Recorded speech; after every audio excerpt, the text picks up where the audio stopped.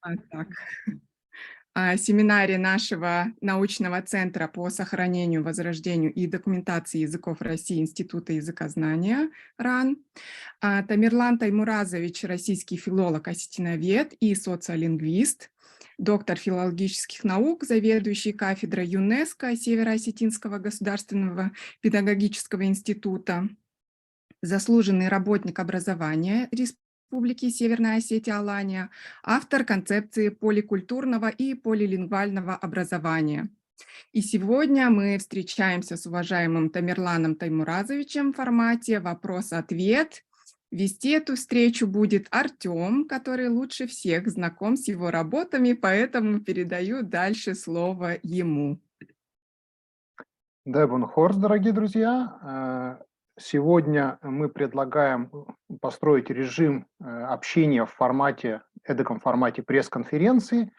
Мы предлагаем 6 блоков для обсуждения и будем идти по этим блокам. Если у вас есть вопросы в рамках этих блоков, то задавайте после блока соответствующего. Если вы сомневаетесь в том, что ваш вопрос соотносится с каким-то блоком, тогда дождитесь окончания, где мы предложим вам поучаствовать в общей дискуссии. Первый блок касается использования языков в учебно-воспитательном процессе, то есть, собственно, организации учебно-воспитательного процесса языковая. Второй блок – это методическое оснащение процесса. Третий блок – работа с семьями. Четвертый блок – работа с вышестоящими органами. Пятый блок – текущие результаты. И шестой блок – планы по развитию программы.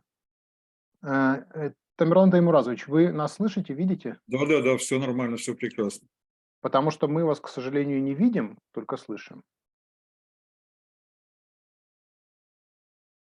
Почему? Не знаю. Включить видео надо. Там, рядом. Вот. Да, вот теперь прекрасно. видно. Итак, я сейчас зачитаю вопросы первого блока, и мы перейдем к обсуждению. Как распределено использование осетинского, русского и других языков в учебно-воспитательном процессе, в каких ситуациях и кем используются какие языки, каким получается итоговое соотношение использования языков в процентах?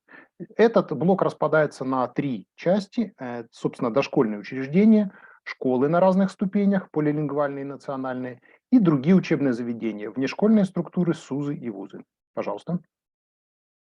Ну, прежде всего, приветствую всех участников семинара. Большая честь для меня выступать. В отношении процентного соотношения между родным, русским и иностранными языками, поскольку это и есть полилингвизм, связь такая. Значит, прежде небольшое предисловие. Полилингвальные школы у нас двух видов: русско-осетинские и осетино-русские. Набор в эти классы осуществляется исходя из основного языка ребенка, основного функционального, вне зависимости от национальной принадлежности. И следует сказать, что система, которую мы реализуем, она не случайно называется культурного и полилингвального образования.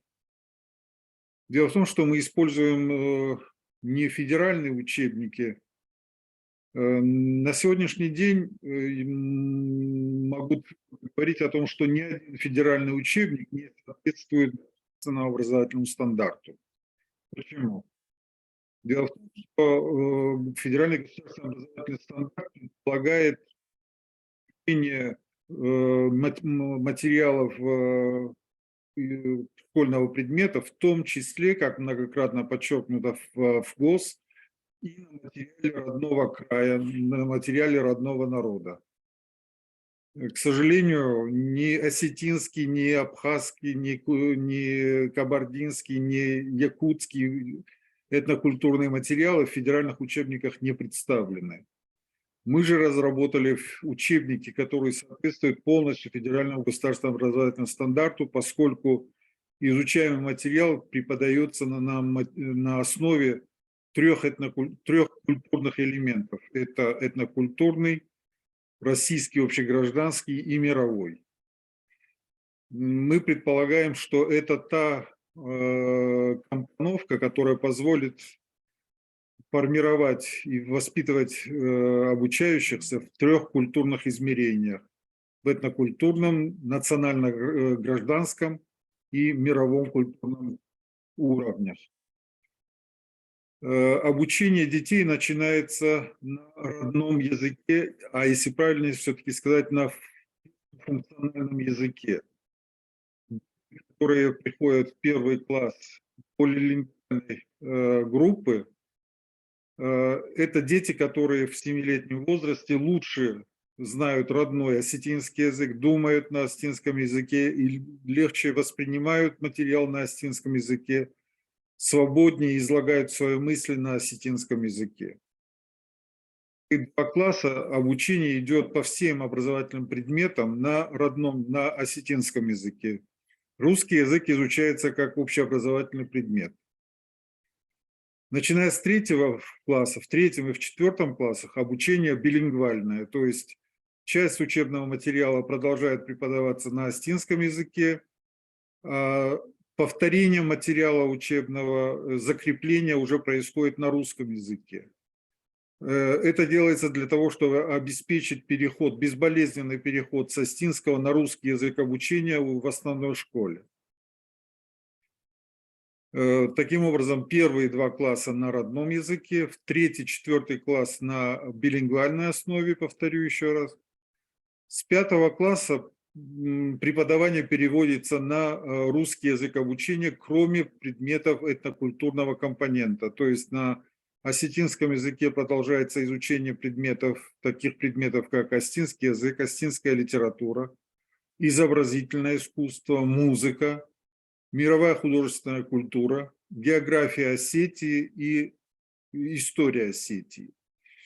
Несмотря на то, что по новым федеральным государственным образовательным стандартам культурный компонент не выделяется уже в качестве части основного образования, мы разработали учебники и по этим предметам на осетинском языке, и вписываем их в образовательный процесс в качестве приложений.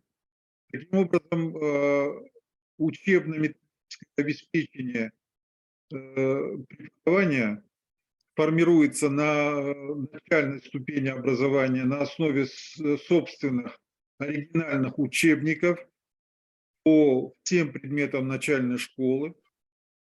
И, то есть этнокультурный компонент идет не в качестве приложения, а является частью, интегрированной в общепредметную канву. А на основной ступени образования осетинский этнокультурный компонент идет уже в качестве приложения, поскольку мы не берем на себя, естественно, такую функцию, как разработка учебника по истории Отечества или по географии России с нашей триадой Осетия, Россия, мир. Здесь мы вынуждены использовать вариант приложения, этнокультурного приложения. Таким образом, если говорить о процентном соотношении родного русского и иностранного языков, можно констатировать, что первые 2 класса 100% использование осетинского языка в качестве языка обучения. 3-4 класс 50% на 50%.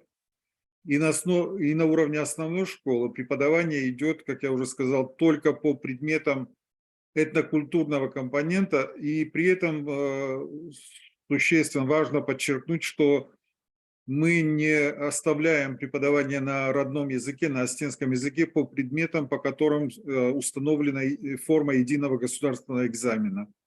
Это важно с методической точки зрения, с точки зрения общественно-психологической, поскольку в работе с родителями мы учитываем их опасения, что обучение полностью на осетинском языке может привести к затруднениям в сдаче единого государственного экзамена. Ну вот приблизительно ответ на первый вопрос. Тогда я уточню, вы все-таки больше говорили про школу, а другие образовательные учреждения, то есть детские сады, вот воспитатели как используют язык, и, может быть, какие-то СУЗы, вузы, что такое? Значит, преподавание, воспитание детей в дошкольных образовательных учреждениях у нас сейчас приблизительно половина всех детских дошкольных образовательных учреждений работает по полилингвальной модели, полилингвальной и поликультурной. Принципы поликультурной модели я уже объяснил.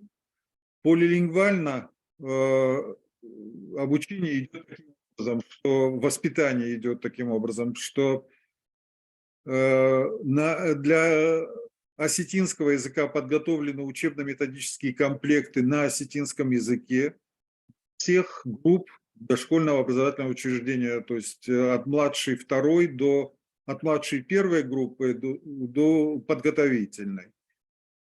Использование языков здесь отличается с другим соотношением и другой формой использования. Если для средних образовательных учреждений использование осетинского языка, как я уже сказал, предусмотрено для всех уровней образовательной системы, школьной образовательной системы, то в дошкольных образовательных учреждениях использование осетинского языка предполагает две формы. Использование в качестве языка обучения стандартным образовательным дисциплинам, то есть это развитие родной речи, это формирование элементарных математических представлений, ознакомление с окружающим миром. Но использование родного языка только в учебном процессе нам представляется недостаточным. Дело в том, что, как известно, преподавание образовательных предметов предполагает использование рабочего времени только в объеме 20-25 минут на каждый учебный предмет, а то и 15 минут. Поэтому мы ставим задачу перед воспитателями максимально использовать осетинский язык вне образовательного цикла, а в течение режимных мероприятий в течение дня. То есть и использование осетинского языка и во время прогулок, и во время приема пищи и так далее. Как я уже сказал, почти половина детских садов Северной Осетии уже работает по полилингвальной модели. И мы надеемся, что первые выпуски этой системы, которую мы ожидаем в текущем году, пополнят ряды первоклассников, которые придут в полилингвальные школы. Вопрос в чате. Эта система распространяется только на Северную Осетию или на Южную тоже? В Южной Осетии есть несколько учебных заведений, которые использовали эту модель достаточно давно, особенно в Цхинвальском районе. В настоящее время работа продолжается в школе-интернате города Цхинвала, и мы надеемся, что по мере, скажем так, упрочения и признания этой модели педагогической общественностью, мы рассчитываем на то, что эта модель будет применяться и в Южной Осетии. Однако надо отдавать себе отчет в том, что в Южной Осетии немного другая и языковая ситуация, и общеполитическая ситуация. Это независимое государство, которое может реализовывать свою образовательную политику достаточно автономно. И мы надеемся, что в плане развития национального образования в Южной Осетии, скажем, меры по сохранению и развитию осетинского языка, по его использованию в качестве государственного языка Южной Осетии будут более даже радикальны, чем то, что сейчас предлагается и реализуется в Северной Осетии. Вопрос, на который, мне кажется, вы частично уже ответили, но я все равно продублирую. На каком языке обучаются дети с русским основным функциональным языком в первых, вторых, третьем, четвертом и пятых, 11 классах? Естественно, что здесь ситуация диаметрально противоположна, хотя и не зеркальная. Дети, которые приходят в первый класс с русским первым функциональным языком, это могут быть дети, в том числе и осетинской национальности. К сожалению, как показывают социологические опросы, в Северной Осетии, в частности во Владикавказе, из 10 обучающихся первых классов только 2 ученика владеют в той или иной степени родным осетинским языком. То есть 80% детей осетин, первоклассников 2022 года, по данным 2022 года, не владели, то есть 80% не владели осетинским родным языком, этническим языком. Поэтому процесс обучения здесь строится, как я уже сказал, диаметрально противоположным образом. То есть первые 2 класса обучение идет на русском языке с интенсивным изучением осетинского языка как общеобразовательного предмета, как государственного языка Республики Северная Осетия Алания. В 3-4 классах вводятся элементы преподавания общеобразовательных предметов на осетинском языке, но не в таком объеме, как в осетинско-русской модели. То есть доля осетинского языка здесь, к сожалению, более умеренна. И это связано с тем, что дети все-таки за 2 первых года обучения модели, то есть в осетинско-русской, значительно интенсивнее и лучше узнают русский язык. Это связано и с общей языковой ситуацией, ситуацией с интернетом, с гаджетами и так далее. Поэтому там второй язык в осетинско-русской модели, русский язык усваивается намного лучше и оперативнее, чем в русско-осетинской. Поэтому мы вынуждены ограничивать использование осетинского языка в русско-осетинской модели на уровне 3-4 класса. Касается основной школы, здесь пока мы можем говорить про нашу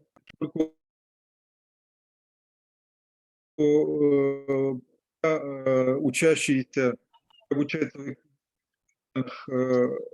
русско-осетинских классах, еще не вышли на уровень основной школы. Это произойдет уже в следующем учебном году. И мы посмотрим, насколько мы сможем преподавать те предметы, которые я уже обозначил, на осетинском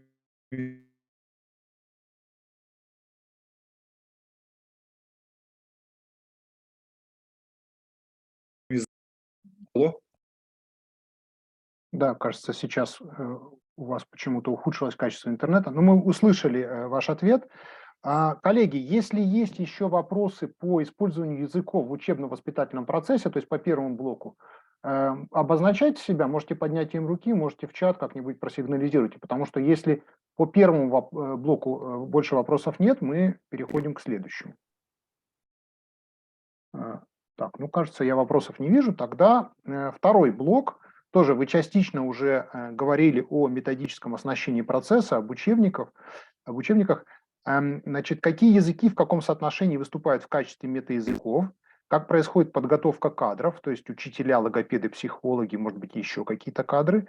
Какая ситуация с методическими рекомендациями, с языковым ландшафтом и с учебными пособиями? Ну, начну с учебных пособий. Дело в том, что это 2-3 главных компонента, которые должны позволить внедрять полилингвальную модель. Первое – это разработка учебно-методических пособий или учебников. Второе – это подготовка кадров или переподготовка кадров. И третье – это общественно-психологическая ситуация, отношение общественности, педагогической и родительской к реализуемой полилингвальной модели. В отношении учебно-методических материалов работа над их разработкой проводилась в течение 15 лет. Они постепенно совершенствовались, значит, в их разработке и издании принимали участие десятки представителей педагогической общественности республики. На сегодняшний день мы располагаем учебниками по всем общеобразовательным предметам на осетинском языке. При этом подчеркну еще раз, что это единственные учебники в Российской Федерации, которые отвечают требованию федерального государственного образовательного стандарта, то есть наряду с общефедеральными, общероссийскими знаниями, фактами и событиями, в них тематически вкраплены и материалы по осетинскому культурному компоненту. Так, например, если в первом классе или во втором классе дети по предмету изобразительное искусство и проходят тему теплые и холодные цвета, то им объясняют, какие цвета теплые, почему их называют теплыми, какие холодные. И в качестве иллюстраций к этой теме даются репродукции работ русских художников, там, французских или английских художников, немецких, голландских художников и обязательно осетинского художника. Формируется единое культурное пространство ребенка, в котором осетинская национальная культура предстает частью общероссийской и общемировой культуры. При изучении предмета музыка, например, при прохождении темы по опере, ребенку объясняется в учебнике, что такое опера, какой это музыкальный жанр, где он зародился. И ребенку дают послушать отрывки из оперы Верди. Потом в этом же учебнике, на этой же странице, в этой же теме ему рассказывается о великой русской оперной школе, и он слушает отрывки из оперы Чайковского. Же учебники. В этой же теме ему сообщается, какова история осетинской оперной школы, и он слушает отрывок из произведения осетинского композитора. И на уроке музыки единое культурное пространство, мировое культурное пространство предстает ребенку как состоящее из этнокультурного компонента, общероссийского национального компонента и мировой художественной и музыкальной школы. Согласитесь, что таких учебников на федеральном уровне пока не существует, и мы надеемся, что наш опыт будет мультиплицирован и выведен на уровень федеральных учебников. Это то, что касается обеспечения учебно-методическими пособиями и учебниками. На сегодняшний день они пока издаются малотиражными комплектами в счете на те 20 школ, которые работают пока по этой модели. 20 школ – это приблизительно 10% от общеобразовательных школ республики.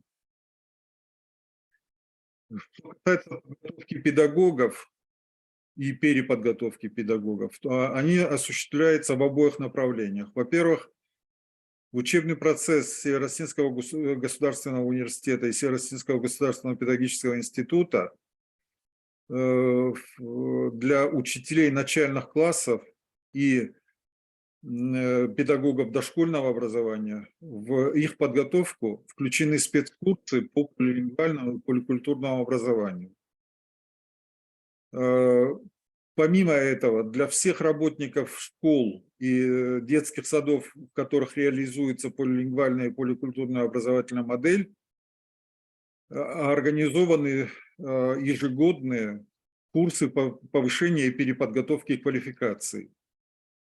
Специально для них проводятся лекции, проводятся мастер-классы, на которых уже те наши сотрудники, которые осуществляют эту модель, преподают, ознакомливаются с учебно-методическими пособиями, с особенностями их использования. И таким образом их готовят для работы в условиях поликультурного и полилингвального образования. Здесь мы сталкиваемся с определенными проблемами, которые связаны с тем, что необходима бывает и курсовая переподготовка наших кадров в области владения литературным осетинским языком. К сожалению, часть работников дошкольных образовательных учреждений, в том числе осетинской национальности, уже не владеют в достаточной степени осетинским языком, особенно в его литературной форме. Поэтому и в этом направлении мы проводим работу по повышению квалификации в области владения осетинским литературным языком. Особая работа проводится с родительской общественностью. Мы выезжаем и выходим в все те учебные заведения, в которых планируется внедрение полилингвальной образовательной модели, и проводим родительские собрания, на которых объясняем принципы, методы полилингвальной образовательной модели, отвечаем на все опасения и страхи, которые неизбежно возникают у родителей при оценивании перспективы обучения их детей по полилингвальной модели. Находим все те плюсы и указываем возможные минусы, хотя минусов нашей модели мы пока не видим. Видим проблемы, но минусов нет. Таким образом, достаточно активно работаем со средствами массовой информации для того, чтобы доносить до широкой общественности особенности и преимущества полилингвальной и поликультурной образовательной модели. Тут уже достаточно много вопросов в чате, поэтому попробуем по порядку. Учебники на осетинском языке включены в федеральный перечень учебников или используются как учебные пособия? Пока не используются как учебные пособия. Дело в том, что мы работаем сейчас над их совершенствованием, учитываем те замечания и пожелания, которые высказывают учителя практики, которые по ним работают. Но уже эта работа подходит к завершению, и мы планируем, что в следующем году мы их представим для утверждения и для включения в федеральный перечень обязательных учебных пособий для Республики Северная Осетия-Алания. Ну, здесь тогда от себя я задам вопрос. Насколько я знаю, федеральный перечень предусматривает, что учебники должны быть абсолютно одинаковыми, идентичными. Или это не так? Вы имеете в виду, какие учебники должны быть идентичны? То есть учебник, который утвержден федеральным центром на русском языке, может переводиться на другие языки, но содержание должно оставаться идентичным. И в этом смысле мне не совсем понятно, как можно включить туда региональный компонент. Дело в том, что мы разработали эти учебники и на русском языке. Эти учебники вообще были разработаны на русском языке, а затем переведены на осетинский язык. Так что мы можем представить федеральный перечень для включения в федеральный перечень учебников на русском и на осетинском языке, и их содержание будет идентичным. А урок музыки на каком языке ведется? И урок музыки в рамках полилингвальной осетинско-русской модели преподается на осетинском языке. Не задумывались ли над изданием полилингвальных предметных учебников, текст одновременно на осетинском и русском, отдельные термины на английском? Как я уже отмечал, в 3-4 классах преподавание общеобразовательных предметов идет билингвально. И на русском, и на осетинском, и на русском языке. То есть отдельные части урока идут на осетинском языке. В основном это введение нового материала, чтобы это было легче для осетиноязычного ребенка. Другая часть, сами учебники тоже билингвальные. То есть в учебнике вы обнаруживаете там часть текста на осетинском языке, другая часть на русском языке. Это билингвизм уже на уровне методического пособия. Надо сказать, что вот все те инновации, которые я сейчас перечисляю, они экспериментально апробированы уже на протяжении 10 лет. И никакой проблемы с переходом с одного языка на другой у ребенка не возникает. Он спокойно отвечает на одном и том же уроке на вопрос, заданный учителем на осетинском языке, отвечает на осетинском языке. Если вопрос задается на русском языке, он спокойно переходит на русский язык и отвечает на русском языке. Каким образом идет выбор учебных заведений, где планируете внедрить полилингвальное образование? В первую очередь мы исходим из готовности педагогов и администрации школы к использованию, к внедрению в этой школе, в этом образовательном учреждении полилингвальной образовательной модели.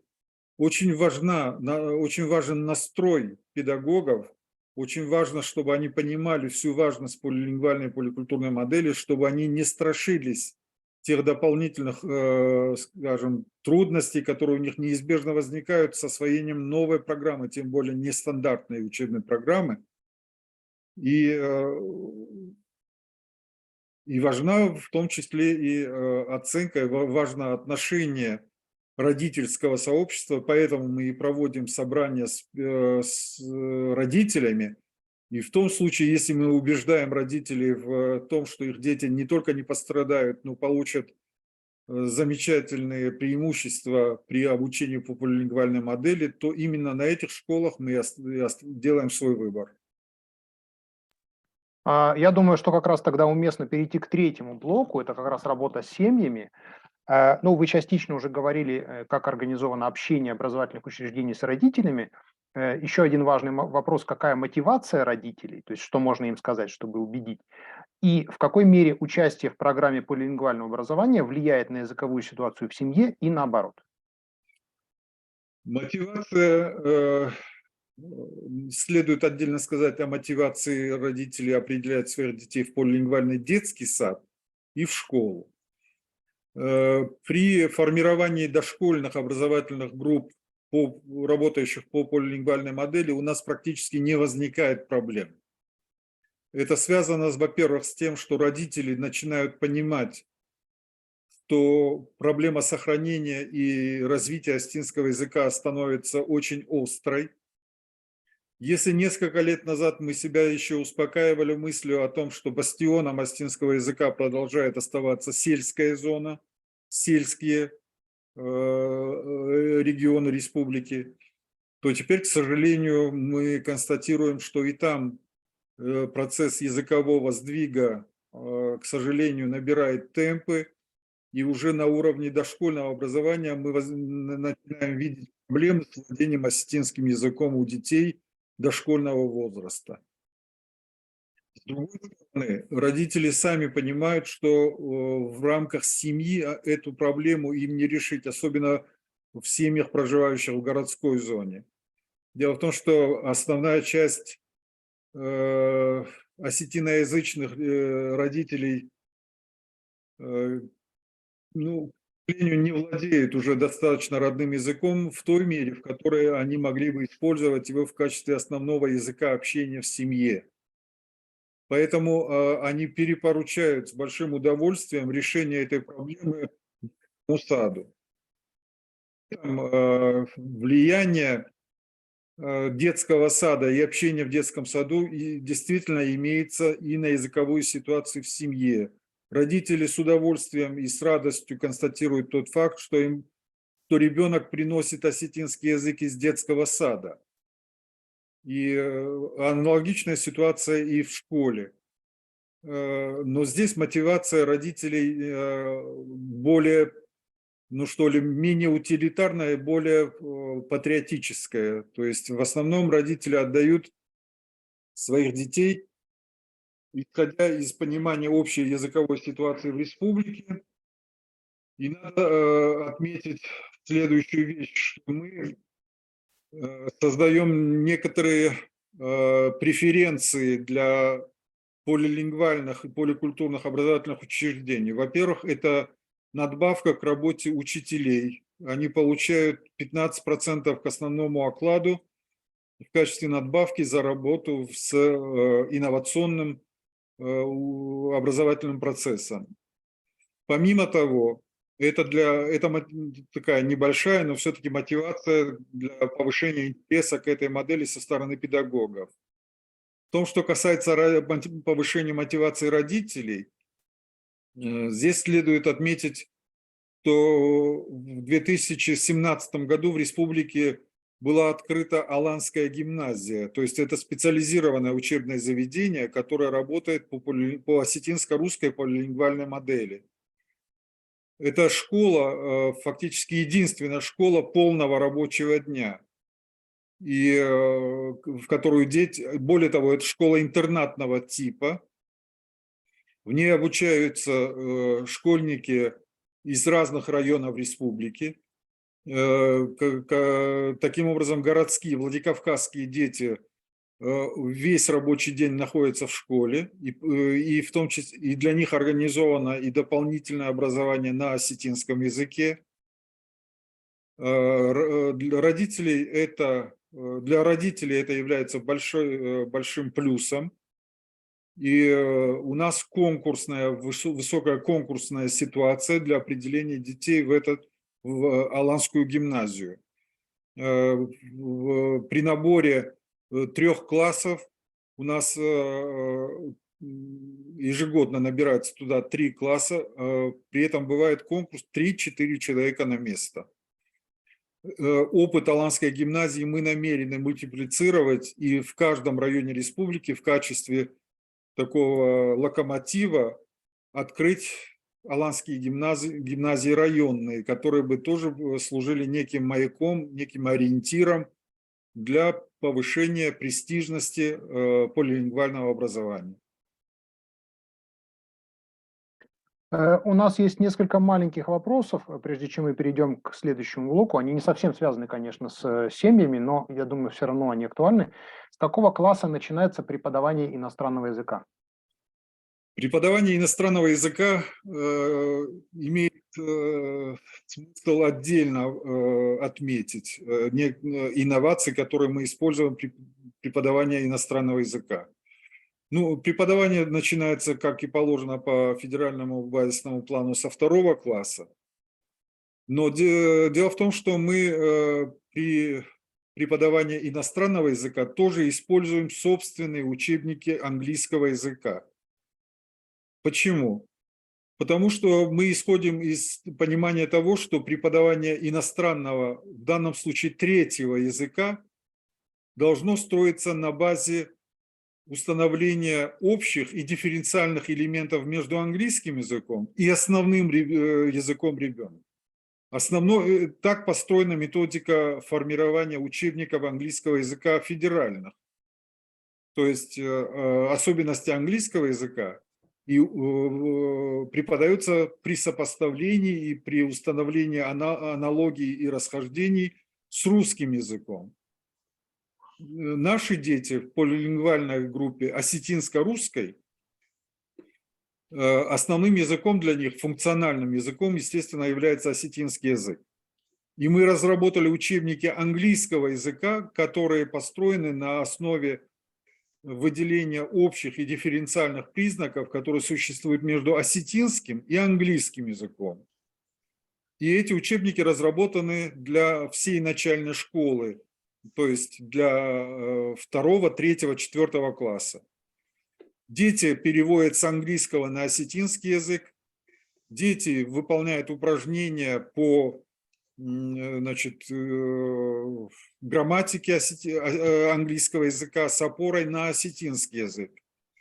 Так, если, например, при ознакомлении с фонетикой английского языка русскоязычному ребенку достаточно долго надо выставлять звук, который не существует в русском языке, например, звук «у», то для осетиноязычного ребенка это не составит никакого труда, поскольку в осетинской фонетике этот звук существует.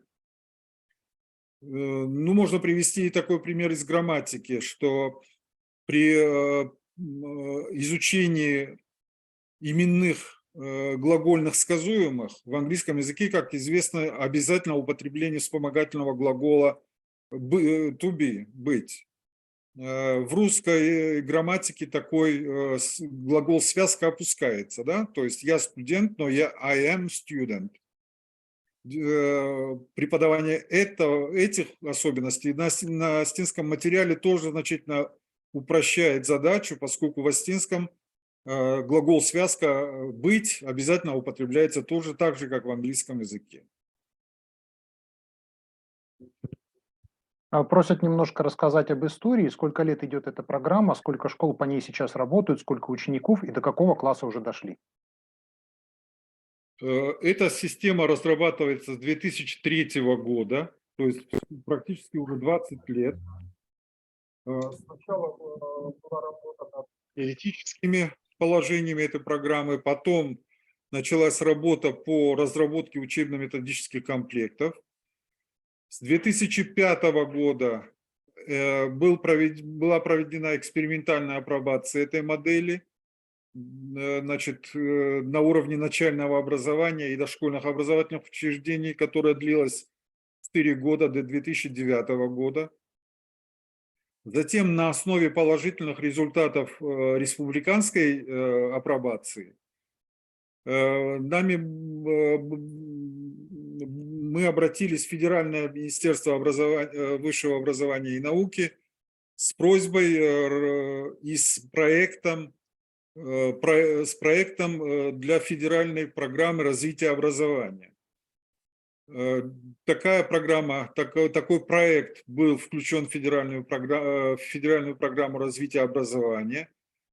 И экспериментальная апробация уже федерального уровня была проведена в нескольких субъектах Российской Федерации. Это в Республике Северная Осетия-Алания, в Республике Татарстан, в Чеченской Республике, в Кабардино-Балкарской Республике и в Карачаево-Черкесской Республике. Апробация шла до 2013 года, по итогам которой экспертными организациями было вынесено положительное заключение об эффективности и целесообразности использования этой программы. Проект федеральной целевой программы назывался «Развитие», так, сейчас вспомню, как точно назывался, «Формирование российской гражданской идентичности в условиях полилингвального и поликультурного образования». Дело в том, что, говоря о поликультурности нашей программы, надо отметить, что она является важнейшим инструментом формирования российской гражданской идентичности, поскольку формирует личность обучающегося на основе этнокультурной ипостаси его, с привлечением федерального образовательного компонента и мирового компонента. Таким образом, ребенок формируется одновременно как носитель своей этнокультурной традиции, как гражданин Российской Федерации и как представитель мирового культурного сообщества. В настоящее время у нас, как я уже сказал, в 2017 году началось планомерное внедрение полилингвальной поликультурной образовательной модели в образовательную систему республики, уже не в качестве эксперимента, а в качестве одной из регулярных образовательных моделей. И сегодня у нас самый высокий уровень использования этой модели – это 5 класс. В какой мере влияет на реализацию программы язык всероссийских проверочных работ? Ни в какой мере не влияет. То есть все эти работы дети прекрасно пишут, никаких замечаний, никаких проблем с написанием всероссийских проверочных работ у них не возникает. Есть ли у полилингвальной школы прикрепленные детские сады? Мы формируем пока, скажем так, в сельских зонах эта привязка существует. Дело в том, что там ограниченное число школ и детских садов, во многих просто один детский сад и одна школа. Поэтому такая привязка, ну, скажем так, она автоматически формируется. Во Владикавказе и в районных центрах такой привязки пока нет, поскольку, еще раз повторю, если в детских садах у нас эта программа внедряется легко и быстро, то в городских школах нам пока трудно определять заранее, какие детские сады, в какие школы будут определяться. Но вопрос правильный, значит, над этим нам надо поработать. Мне кажется, как раз следующий вопрос связан с этим. В полилингвальную школу принимают детей по месту жительства или школа общегородская? Есть ли родители, отказывающиеся от изучения осетинского языка в полилингвальной школе, выбирают, например, только английский? Значит, в том, что касается отказа родителей от изучения осетинского языка, в полилингвальной школе, конечно, не может стоять вопрос об отказе от изучения родного осетинского языка, поскольку он не просто преподается, а на нем идет процесс обучения. И естественно, что родители, согласившиеся на то, чтобы ребенок обучался на осетинском языке, уж изучать-то его будет согласен тем более. И какой еще вопрос был? В полилингвальную школу принимают детей по месту жительства или школа общегородская? Школа общегородская. Школы, их несколько школ во Владикавказе, в том числе Аланская гимназия. Как я уже говорил, Аланская гимназия даже не только общегородская, она общереспубликанская. Кстати говоря, об Аланской гимназии я должен еще, видимо, отметить следующую особенность. Мы сталкиваемся с ситуацией, когда родители очень хотят, чтобы их ребенок учился в полилингвальной Аланской гимназии, но ребенок недостаточно подготовлен для того, чтобы с 1 класса обучаться на осетинском языке. Для них мы открыли и подготовительные группы, которые функционируют при Аланской гимназии, наряду с подготовительными группами в детских садах. Мы открыли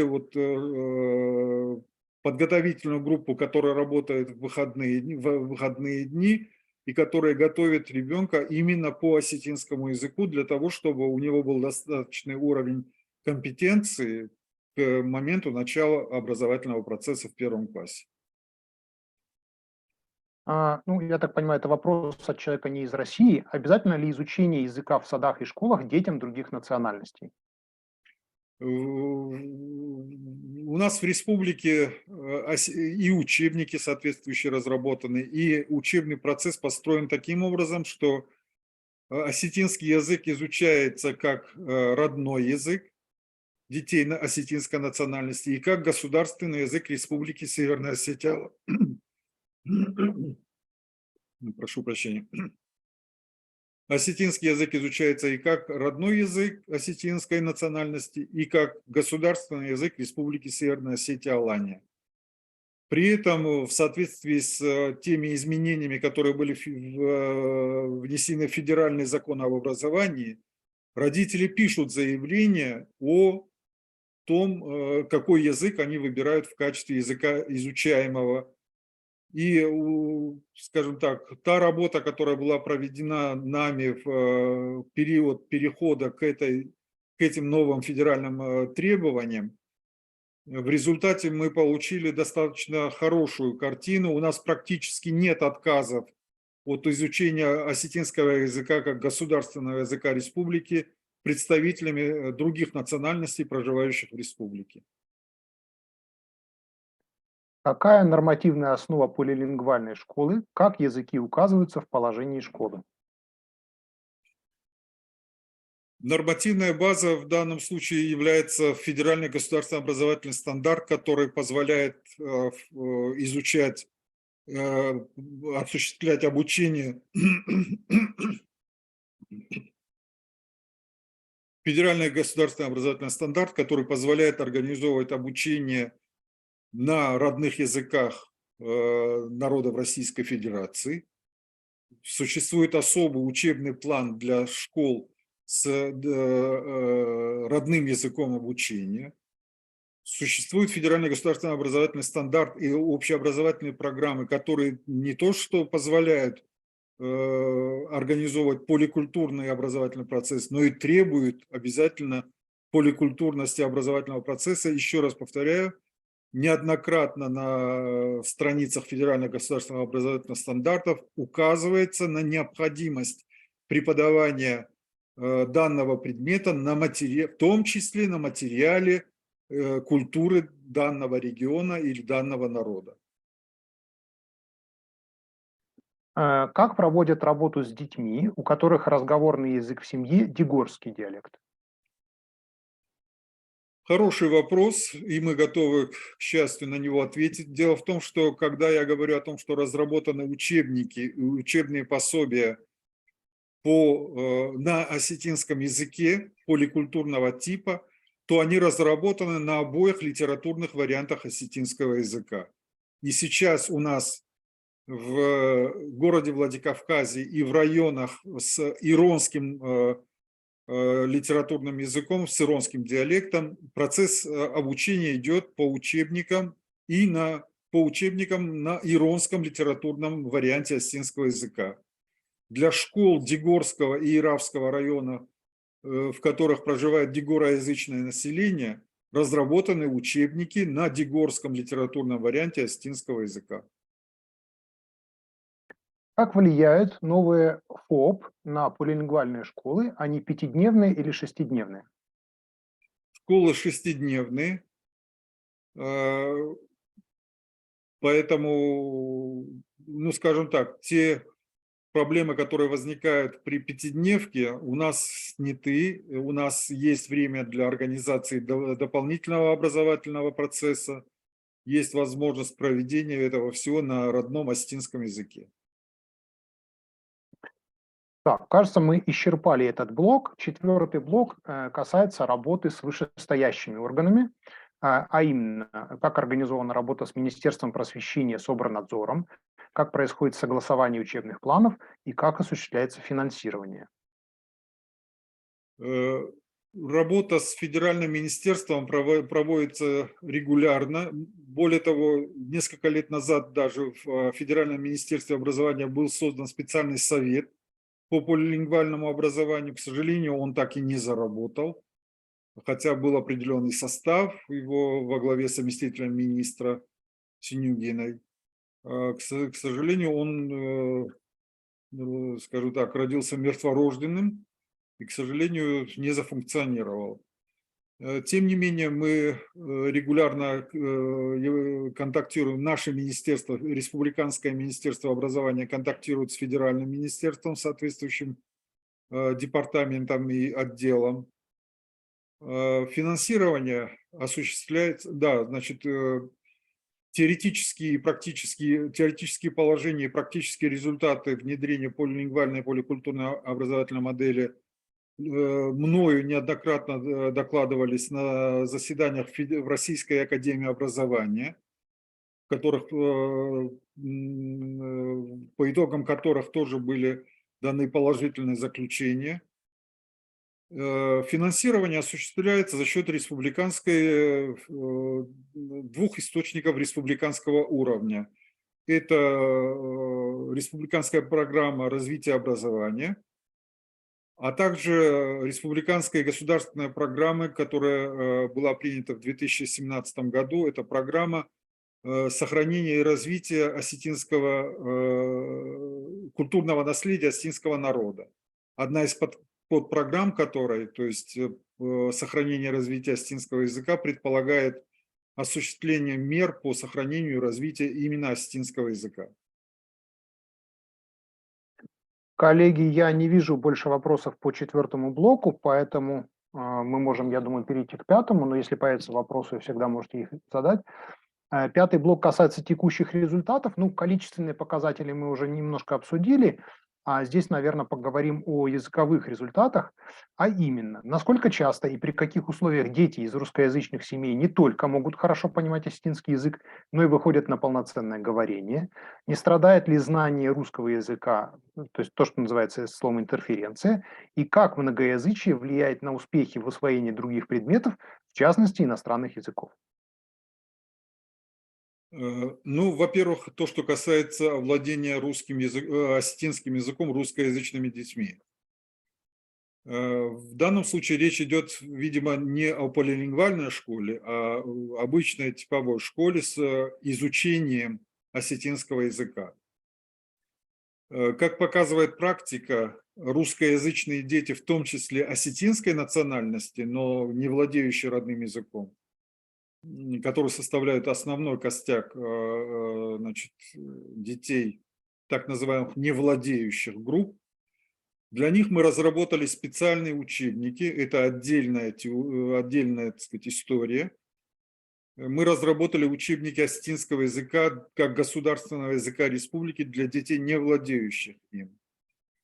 Но, как показывает практика, максимальный уровень, который может быть достигнут при обучении осетинскому языку, он не может вывести на полноценное владение, говорение на осетинском языке. Максимальный результат – это владение на уровне понимания. Именно это наблюдение и привело нас к убеждению в необходимости внедрения полилингвальной образовательной модели.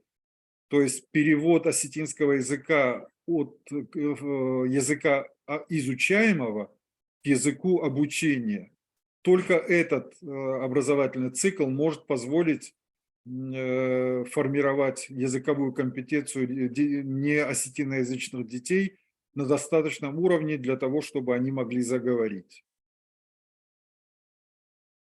Что там дальше было? А не влияет ли, не страдает ли знание русского языка и как многоязычие влияет на успехи в усвоении других предметов, в частности иностранных языков? Нет, скажем так, обучение на осетинском языке не влияет негативно на изучение русского языка. Эти выводы были сделаны двояким образом. Во-первых, при проведении контрольных работ республиканского уровня, как ни странно, в одном и том же селе, в одной и той же школе при проведении контрольных работ по русскому языку в двух параллельных классах, один из которых обучался на русском языке, а другой на осетинском языке. Дети, которые обучались на осетинском языке, показали по русскому языку результаты более высокие, чем те дети, которые обучались на русском языке. И вторая проверочная система, то есть всероссийские проверочные работы, также показали, что значит, итоги контроля владения русским языком на достаточно высоком уровне в классах и в школах полилингвального типа. Было бы, если бы было иначе, если был бы хоть какие-то проблемы с овладением русским языком, в первую очередь на это бы обратили внимание родители, и мы бы потеряли контингент обучающихся. У нас никакого оттока учащихся из полилингвальных школ нет. Это еще раз подтверждает, что и родители убеждаются в том, что никакого вреда русскому языку обучение на осетинском или билингвальной основе. Вопросы в чате. Сколько времени и ресурсов потребовалось для создания учебных пособий для полилингвальной школы? По всем предметам ли подготовлены учебные пособия? Учебные пособия подготовлены по всем предметам и для всех классов. Более того, они, как я уже сказал, подготовлены и на русском языке, и на осетинском языке, причем на осетинском языке для двух литературных вариантов – иронского и дегорского. Времени на это понадобилось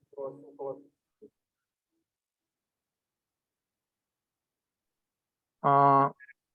Следующий вопрос. Используется ли осетинский язык в полилингвальной школе в части введения электронных дневников в родительских чатах? На каком языке проходят общешкольные мероприятия, родительские собрания? Значит, использование осетинского языка в электронных дневниках не осуществляется, насколько я знаю. Общешкольные мероприятия проходят на осетинском языке, то есть осетинский язык абсолютно, так сказать, доминирует в дополнительном образовании. И что еще? Родительские собрания. Родительские собрания проходят на русском языке, потому что, к сожалению, часть родителей не владеет осетинским языком, в отличие от их детей. Так, и у нас остался последний блок, потом, я думаю, мы сможем организовать свободную дискуссию. В рамках последнего блока хочется поговорить о планах по развитию программы. то есть охват, количество людей, количество учреждений, ступени, может быть, разные направления, специальности, рабочие места для выпускников, и что именно нужно, какие ресурсы и какие шаги для адаптации программы для других языков и регионов. Какие планы? Первое – это, значит, во-первых, в отношении учебно-методического обеспечения, это мы намерены в следующем году представить наши учебники для включения в федеральный перечень обязательных учебников. Это большая работа сейчас над этим ведется, главным образом над подготовкой электронных приложений к учебникам. Это обязательно требование, которое предъявляется к учебникам, которые представляются для включения в федеральный перечень обязательных учебников. И пока эту работу мы, откровенно говоря, пока еще не закончили. То есть идет сейчас работа над электронными приложениями к федеральному. Второе – это создание сети аланских гимназий в районах.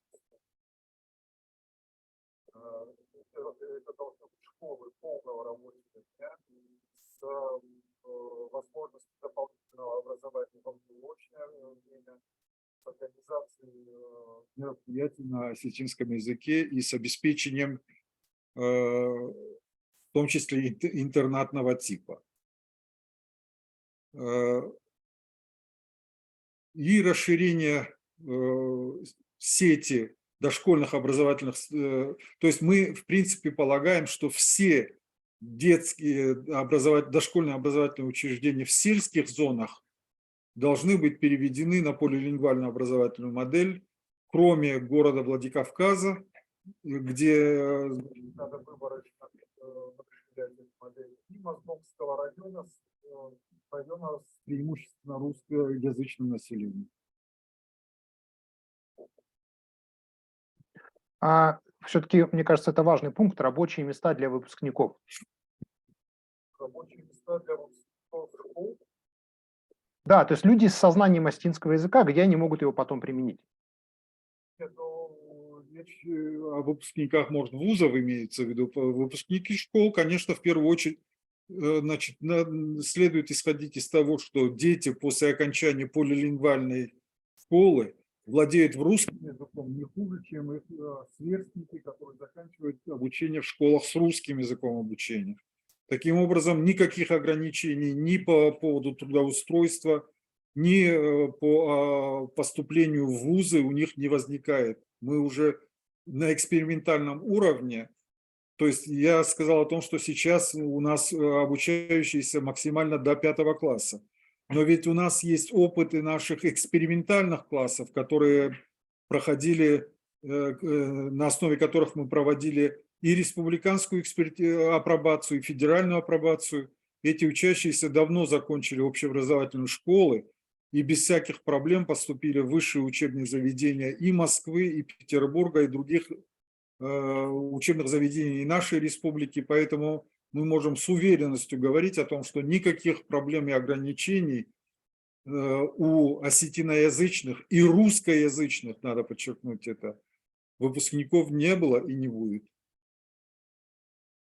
Ну и поскольку нас слушают люди из разных регионов, что именно нужно, какие ресурсы и какие шаги для адаптации программы для других языков и других регионов?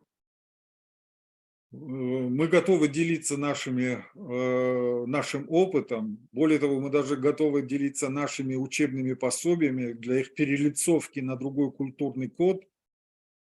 Мы сейчас активно работаем и с Республикой Татарстан, и особенно в последнее время с Республикой Башкортостан, с Башкирским государственным педагогическим университетом имени Акмуллы, по ретрансляции нашего опыта для расширения и внедрения в этих регионах нашего, значит, экспериментального опыта. Какие ресурсы и какие возможности? Ну, мы просто, наверное, посоветуем повторить наш опыт. Во-первых, создать в регионе соответствующую структуру, которая будет или вменить уже существующей структуре разработку полилингвальной модели поликультурного образования. выделить для этого необходимые штаты. Кстати говоря, должен сказать, что на начальном этапе нашей работы штат кафедры включал в себя до 50 человек. То есть это были и авторы, это были редакторы, корректоры, художники, компьютерные дизайнеры. То есть это был очень такой многочисленный и, скажем, опытный коллектив, который реализовывал подготовку учебно-методических пособий. Одновременно, параллельно с разработкой учебно-методических пособий следует вести активную работу по пропаганде полилингвальной модели поликультурного образования в средствах массовой информации, в педагогическом сообществе, в родительской среде. И при совокупности этих результатов этих шагов успех будет обязательным.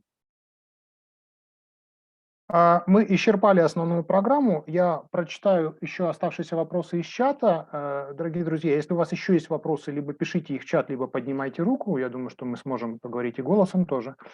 Вот. Обучение в Валаамской гимназии бесплатное? Бесплатно абсолютно. Ну, здесь мне, конечно, интересно, там какой-то конкурс, наверное, существует. Да, конкурс, я уже говорил, 3-4 человека на место. И как вы отбираете? Собеседованием по осетинскому языку в первую очередь и по общеобразовательным знаниям у ребенка. Но в первую очередь учитывается, конечно, владение осетинским языком. Ага. Открываются ли у вас школы и садики как полностью полилингвальные, либо есть полилингвальные классы в обычных школах или полилингвальные группы в обычных русскоязычных детских садах? Как правило, мы стараемся открывать их параллельно с русскоязычными. Дело в том, что мы не хотим ограничивать возможности выбора родителей. Как известно, родители имеют право на выбор языка обучения. Поэтому мы стараемся открывать полилингвальные группы и полилингвальные классы параллельно с русскоязычными, которые существуют в этих же детских садах и в этих школах. В некоторых случаях нам это не удается, когда речь идет о малокомплектных сельских школах, поэтому есть несколько школ, в которых полилингвальные классы и полилингвальные группы являются единственными. Ну, это на самом деле тоже интересный вопрос. Если, например, малокомплектный класс и половина родителей хочет, а половина не хочет, как решить этот вопрос? Дело в том, что в данном случае Министерство образования, которое нас поддерживает и фактически является сейчас главным регулятором и координатором расширения полилингвально-образовательной модели, наше Республиканское Министерство образования и науки нас поддерживает и в этом случае. И формируются малокомплектные, даже до 10 человек классы, в том случае, если родители столь ограниченного числа все-таки хотят, чтобы дети учились на осетинском языке. Друзья, я не вижу больше вопросов, вижу благодарности вам за дискуссию. Ага, Павел хочет задать вопрос. Пожалуйста, Павел. Да, спасибо большое. Тамерлан Таймуразович, большое вам спасибо за очень подробные ответы. У меня вот какой вопрос. Он немного не про саму систему, не модель обучения, а про ситуацию, которая сложилась сейчас, есть в Северной Осетии по распределению функций между русским и осетинским языком. Дело в том, что мы наблюдаем в очень многих регионах, что язык используется в основном дома, вот осетинский, например, или башкирский, или татарский, да, но молодые люди не рискуют выводить этот язык для общения, например, с органами власти, да, с незнакомыми взрослыми. То есть язык как бы он не используется даже в тех ситуациях, где он мог бы использоваться за пределами своего вот круга семейного или родственного. И вот какая ситуация сейчас в Осетии с осетинским языком? И если люди не используют осетинский язык, например, осетины между осетинами, да, то с чем это может быть связано? К сожалению, языковая ситуация в Осетии достаточно сложная. Мы где-то поблизости от точки невозврата, я бы так сказал. Думаю, что процесс языкового сдвига в Северной Осетии является наиболее критичным из республик Северного Кавказа. Ну, разве что, может быть, республика Адыгея нас опережает.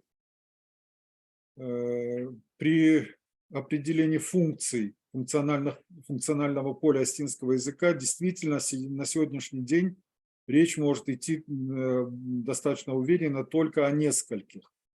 Во-первых, это, естественно, функция семейного общения, функция общинного общения в сельской зоне и поле традиционной осетинской национальной религии, которая осуществляется тоже еще на осетинском языке. В общении в районных центрах уже ощущается большее внедрение русского языка. Как я уже отмечал, к сожалению, мы констатируем и переход на русский язык общения и в школьной среде. То есть, к сожалению, мы даже видим, что те дети, которые обучаются в полилингвальных классах или в полилингвальных школах, они используют на переменах в общении между собой русский язык. То есть нам не удается полностью вытеснить русский язык из образовательной системы. При этом задача заключается в том, чтобы не полностью его вытеснить, а вытеснить на уровень паритетности с осетинским языком. К сожалению, в межличностном общении продолжает использоваться русский язык. В том, что касается, почему эта ситуация складывается, дело в том, что Республика Северная Осетия-Алания – это помимо, по-моему, Республики Дагестан, где особая языковая ситуация, является единственной республикой в Российской Федерации, где до сих пор не принят республиканский закон о государственных языках. Две причины, по которым он не принимается. Первая – это необходимость регулирования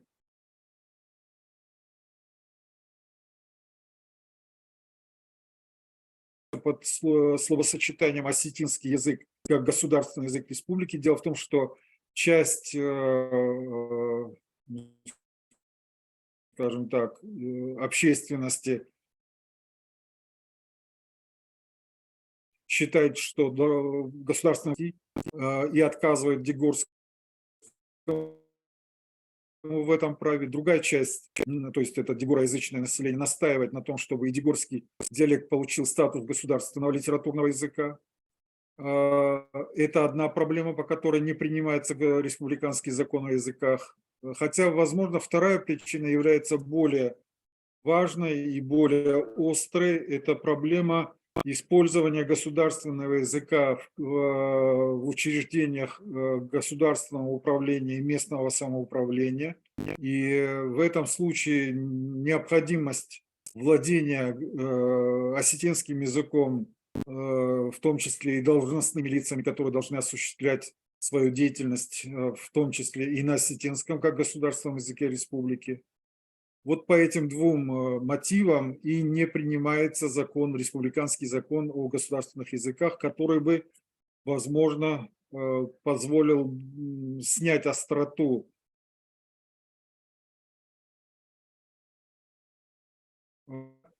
но надеемся, что в скором времени все-таки принятие этого закона состоится и вопросы использования осетинского языка в государством регулируемых сферах будет расширяться.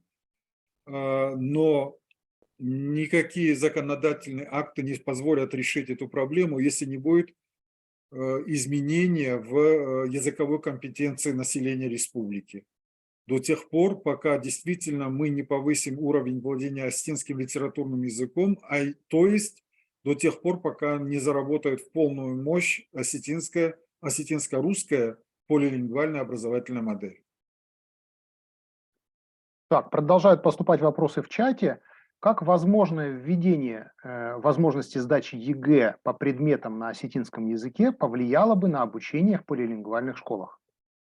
Я думаю, что повлияло бы негативно. Во-первых, потому что необходимость подготовки по единым государственным языкам, простите, по единому государственному экзамену предметов, выходящих за пределы этнокультурного компонента, учебных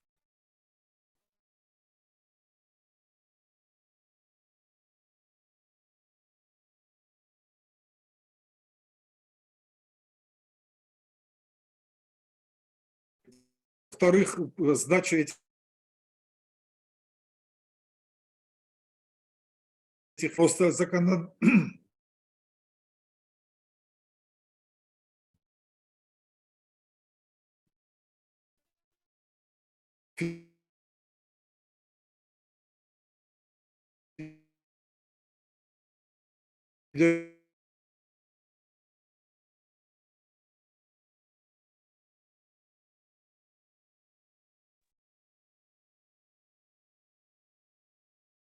Меня слышно, видно? Да, вы пропадали, но сейчас слышно. Ага. Да, теперь слышно и Я хотел сказать, что сдача единых государственных экзаменов на родных языках исключена федеральным законом об образовании и другими нормативными актами. Проводится ли тестовая диагностика уровня владения родным языком у детей, поступающих в первый класс? Может быть, проводится у выпускников детских садов? Проводится тест, но это устные тесты, естественно, и такое тестирование проводится при наборе в дошкольное образовательное учреждение. Мы отдаем себе отчет в том, что недостаточно хорошее владение осетинским языком в перспективе повлияет на уровень образования, обучения ребенка, а для нас это будет означать наше, скажем, будет вызывать вопросы к эффективности нашей образовательной модели. Поэтому такие собеседования нами проводятся неформально и очень объективно. Сколько часов в неделю предмет осетинский язык в школах с русским языком обучения?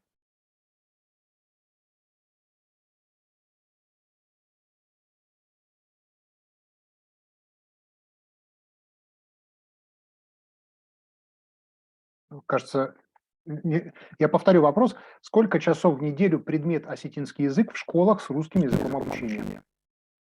3 часа в неделю. Какая ситуация с языковым ландшафтом? Имеется ли достаточно программ для детей и подростков по телевидению?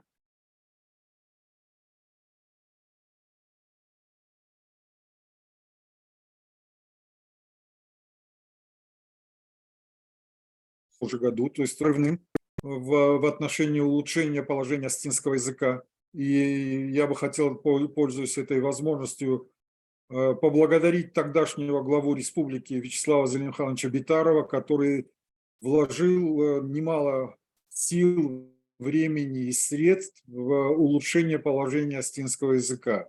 Так вот, в 2017 году начала работать национальная телевизионная компания «Осетия и Рыштон», которая вносит сейчас существенные изменения в языковую палитру электронного, значит, ландшафта республики. И у нас это телевидение, которое вещает 24 часа в сутки. Значительная доля вещания, которое осуществляется на осетинском языке. Это и программы и для молодежи, и для детей.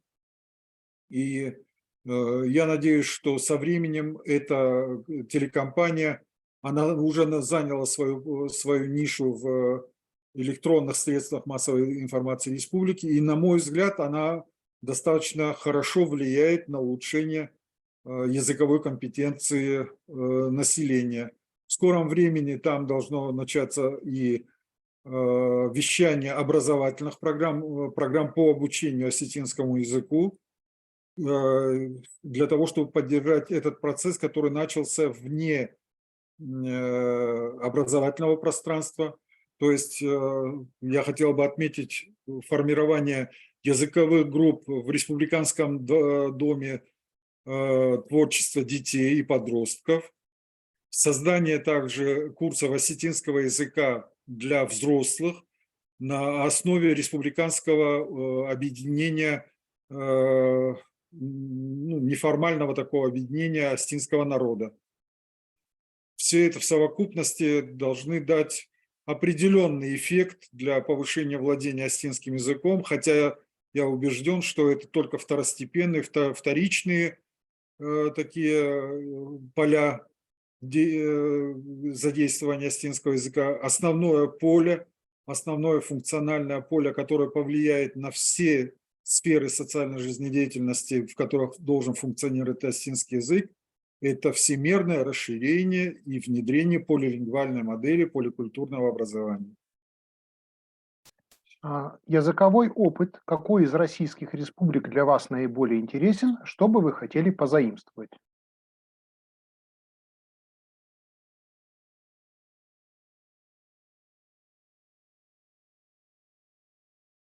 И республики Саха-Якутия. Это регионы, в которых используются школы, но этот опыт для нас в какой-то степени показателен в том смысле, что в которых бы обучение шло на всей вертикали образовательного процесса, то есть с 1 по 11 класс, к сожалению, уже не, ну, скажем, не лежит в правовом поле, поскольку, как я уже отметил, предполагает изучение всех предметов на национальных языках до 11 класса, что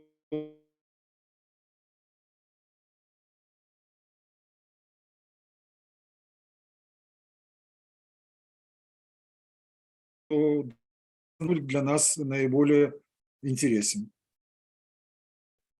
Планируется ли переход на полилингвальное обучение и воспитание классов в школах и групп в детских садах, где до этого времени велось обучение полностью на родном языке, если такие имелись? Ну, классы у нас с самого начала обучаются на осетинском языке, поэтому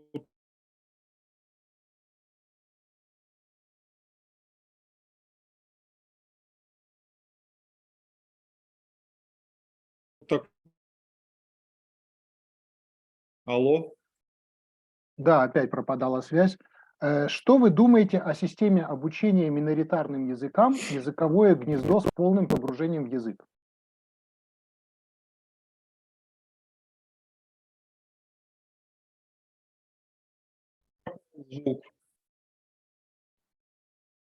Так, сейчас слышно меня? Да, вот сейчас слышно. Что вы думаете о системе обучения миноритарным языкам под названием «Языковое гнездо» с полным погружением в язык? Думаю, что это положительный, так сказать, метод. Более того, мы его и фактически используем в нашей Аланской гимназии. Как я уже говорил, дети приходят в школу с осетинским языком. Полностью процесс обучения идет на осетинском языке. Дополнительное образование, дополнительные виды деятельности, которые осуществляются во вторую половину дня, им также доступны. Часть детей остается с воспитателями и в группах интернатного типа в этой школе, в этой гимназии. Поэтому это дети, которые максимально погружены в языковую среду. Мы единственное, так сказать, те дети, которые после гимназии возвращаются в семьи, да, не во всех семьях это погружение возможно. Поэтому основные результаты мы ожидаем от тех детей, которые ходят в Аланскую гимназию как в учебное учреждение полного дня с интернатным типом организации учебного и воспитательного процесса. Есть ли в полилингвальных школах вовлечение родителей, не владеющих осетинским языком, в изучение языка, чтобы они могли помогать с домашними заданиями на осетинском языке? Нет, к сожалению, такая форма работы нами не налажена. Она требует соответствующего финансирования, в первую очередь, которое трудно мотивировать, трудно обосновать. Друзья, кажется, это все вопросы из чата. Если больше нет вопросов, нет желающих задать... Вот. Обслуживающий персонал в полилингвальных школах владеет осетинским языком? Да, в тех школах, в первую очередь, в Аланской гимназии штат подбирался именно по критерию, в том числе по критерию владения осетинским языком. В сельских дошкольных образовательных учреждениях и в сельских школах весь персонал, к счастью, пока еще владеет осетинским языком. Определенные проблемы есть с подбором осетиноязычного персонала в городских школах и в городских детских садах с осетинским языком обучения. Но там происходит определенная тоже ротация с тем, чтобы обеспечить большинство обслуживающего персонала, чтобы говорило на осетинском языке.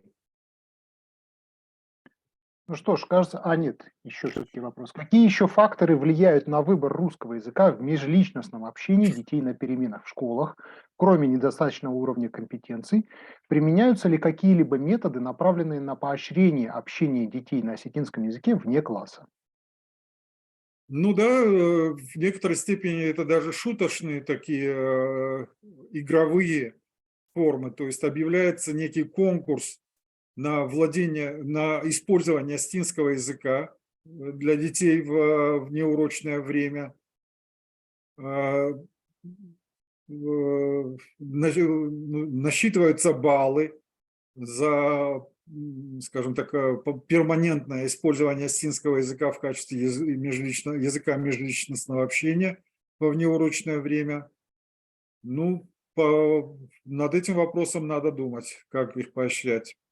Пока больше других методов мы не используем. Ну что ж, кажется, мы уложились в 1,5 часа. Бужник, Аржана, даю тебе слово. Да, большое спасибо, уважаемый Тамерлан Таймуразович. Также поблагодарим Артема за проведение этой конференции. Я думаю, что всем было очень важно и полезно услышать о поликультурном и полилингвальном образовании из ваших уст и задать волнующие всех вопросы. И радует, что Тамерлан Таймуразович готов делиться своим опытом. Благодарим за то, что вы посвятили нам часть своего субботнего времени, и надеемся, что эта концепция будет распространяться и внедряться все шире и шире. Желаем вам дальнейших творческих успехов и спасибо еще раз. Мы очень рады вас видеть, услышать. Спасибо большое. Да, спасибо. Так, у нас... Всего доброго и будем на связи. Спасибо. Да, до свидания.